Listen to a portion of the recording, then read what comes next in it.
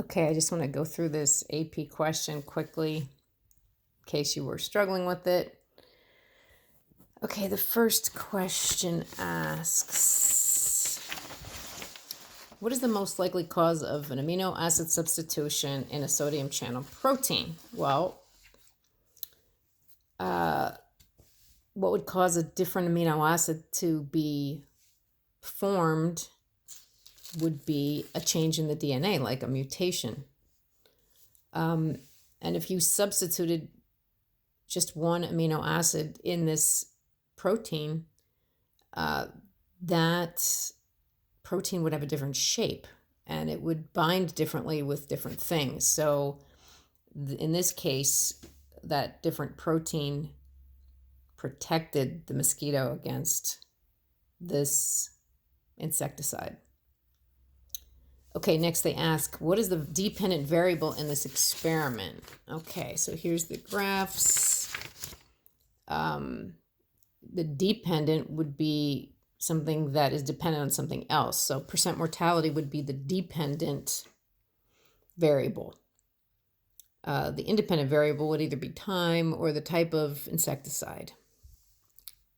Positive control would be the fact that they only tested one type of mosquito and that they knew that these mosquitoes were normally susceptible to pyrethroids. Okay, exposing them to untreated filter paper, it's just a good practice so that you know that the mosquitoes are dying because of the insecticide and not dying because the filter paper was toxic or some other consequence. Okay, letter C. The mosquitoes in region A or B, which ones are more likely to be fit or to survive and reproduce? Well, obviously, this chart here shows you that in region A, the pyrethroid permethrin didn't really kill very many at all. So in general, there's a lot more survival in this region than in this region. Okay, next. Describe any significant change in the mosquitoes over the 2-year period.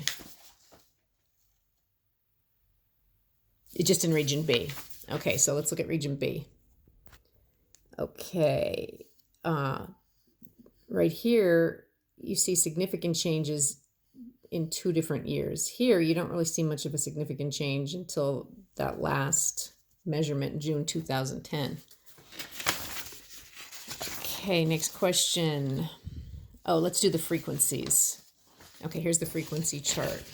So what you need to know is you come over here and you look at the total number of mosquitoes tested. We'll start with region A. So there's 39 mosquitoes tested. Now, if it's heterozygous, then there's 5 genes or alleles for leucine and 5 for phenylalanine. So let's start with region A here. We've got 5. And then we've got homozygous, there's 31. So there's 31 mosquitoes, and each has, it's homozygous, so there's 2 phenylalanine alleles. So this one would be 2 times 31, which is 62. So now we've got 62, and that adds up to 67. And how many mosquitoes were tested? Well, there were 39 mosquitoes tested, but each of them has 2 alleles. So 39 and 39 would be 78. So we've got 67 over 78. And what's the frequency of that?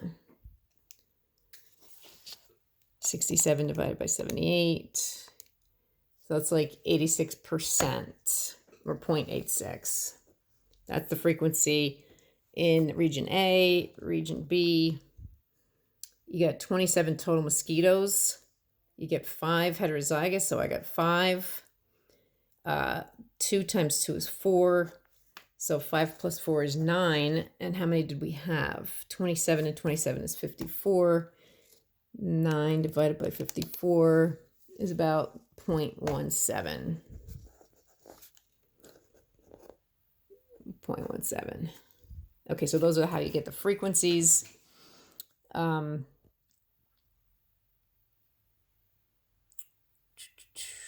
Using mosquitoes from insecticide-free areas, the scientists developed some strains that had other different mutations in other areas of the sodium channel.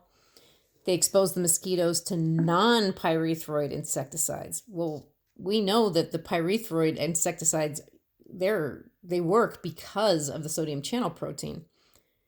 So if you expose these insects to something else, they're going to die. So predict the susceptibility of the mosquitoes, death. And then the very last thing says that the mosquitoes in region B evolved, and that resistance rose partly because of resistant mosquitoes coming from other regions.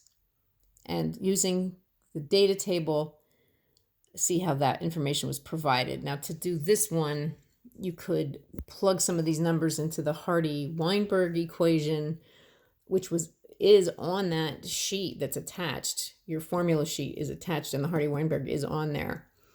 And in a stable population, you would expect that things aren't going to change that much. But this is not a stable population, so there must be, the Hardy-Weinberg does change if you work it out, and it shows that that's one of the options, that there must be mosquitoes coming from another region, because in a normal situation, there wouldn't be that much change.